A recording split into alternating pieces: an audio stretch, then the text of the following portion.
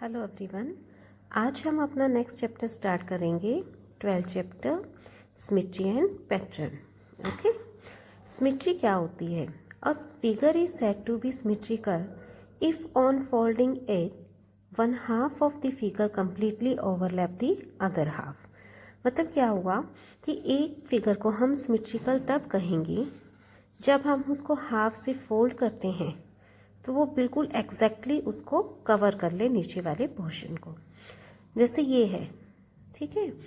जब हम यहाँ से इस वे से इसको फोल्ड करेंगे, ऐसे हम इसको फोल्ड करेंगे तो क्या होगा, ये पूरा इसके ऊपर ओवरलैप हो जाएगा, मतलब ये सिमेट्रिकल फिगर है।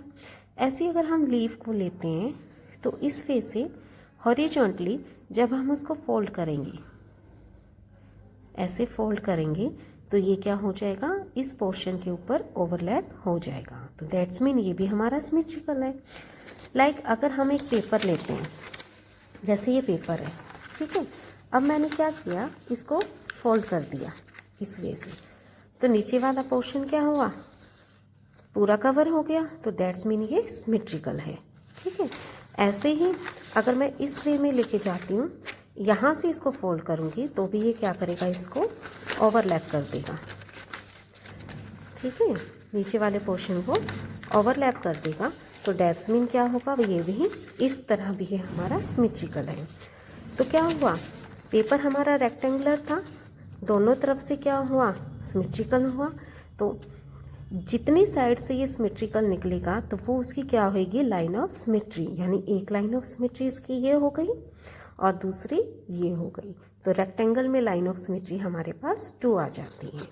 Okay, line of symmetry, a line that divides a figure into 2 congruent equal parts, each of which is the mirror image of another, is called line of symmetry.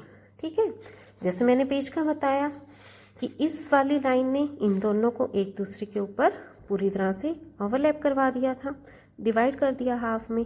तो ये क्या बन गई, इसकी लाइन ऑफ सिमेट्री बन गई, ठीक है।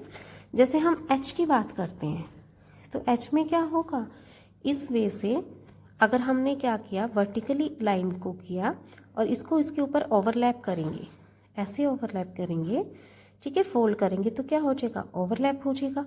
तो ये इसकी लाइन ऑफ सिमेट्री। ऐसे ही ए की, एम की और इस फिगर की हमारे पास आ जाएगी, ठीक है। When a figure is folded along the line of symmetry, the two parts coincide, एक दूसरे के ऊपर आ जाएंगे, ठीक है। Some figures have more than one line of symmetry. These lines divide the figure exactly into equal parts. ठीक है, एक से ज़्यादा भी हो सकती है, जैसे सर्कल की तो बहुत सारी आ जाएंगी, ठीक। और जो हमारे पास स्क्वायर है, रेक्टेंगल है, रेक्टेंगल की 4 आ जाएगी, ठीक है। देन असिमेट्रिकल फिगर्स मीन्स जिसकी कहीं से भी कोई भी लाइन ऑफ सिमेट्री नहीं आती है, वो क्या होएगा, हमारा असिमेट्रिकल। यानी कि फोल्ड करने पे कहीं भी वो ओवरलैप नहीं करता पूरी तरह से, तो वो असिमेट्रिकल फिगर्स हो जाएंगी। जैसे आपका एफ हो गया, 4 हो गया, ये ट्रायंगल हो गया, जेड हो गया।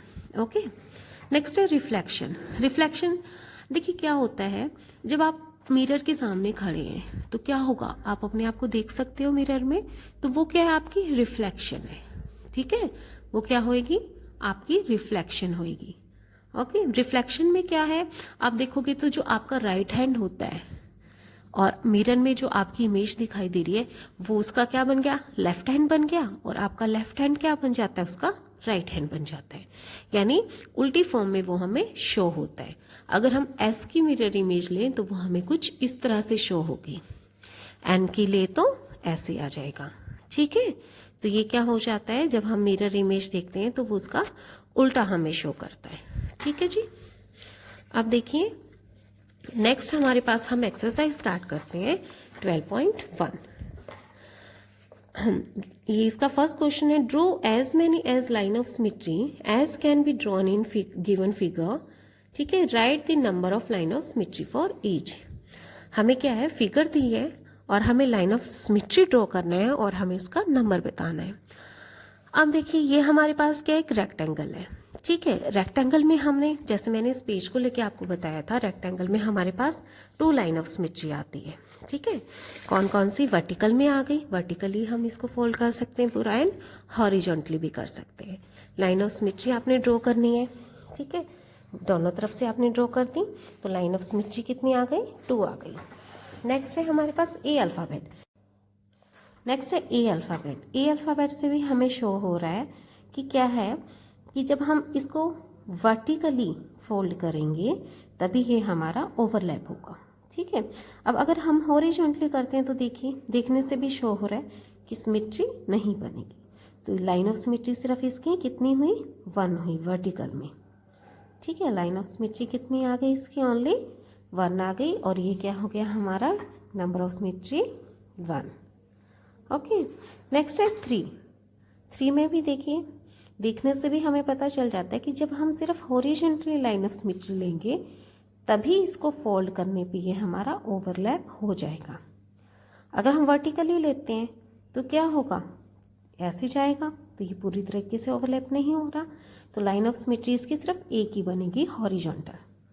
ठीक है, ओनली 1। नेक्स्ट है हमारे पास स्क्वायर।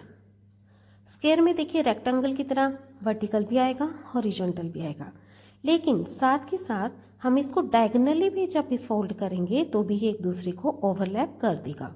तो एक डायगोनल इस तरह से हो गया, ऐसे ओवरलैप। ठीक है, दूसरा यहाँ से हमारा डायगोनल हो जाएगा, तो ऐसे भी ये ओवरलैप होके फोल्ड होके बिल्कुल ओवरलैप हो जाएगा।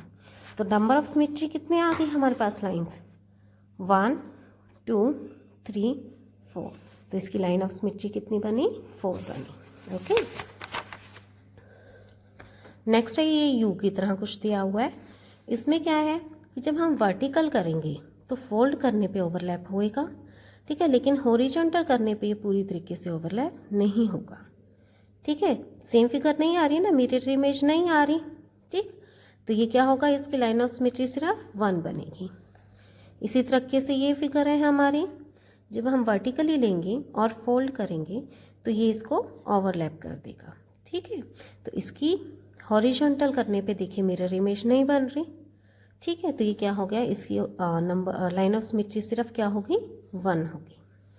ठीक है, नेक्स्ट क्या है? हमें लाइन ऑफ सिमेट्री दी हुई है और हमें फिगर को कंप्लीट करना है, मतलब उसकी मिरर इमेज बनानी है।